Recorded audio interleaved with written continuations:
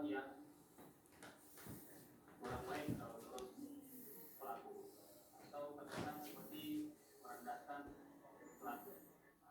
Atas perbuatannya, tersangka dalam dijebloskan ke jeruji besi Polres Metro Jakarta Barat dengan jeratan pasal berlapis pasal 338 dan pasal 340 KUHP tentang pembunuhan berencana dengan ancaman maksimal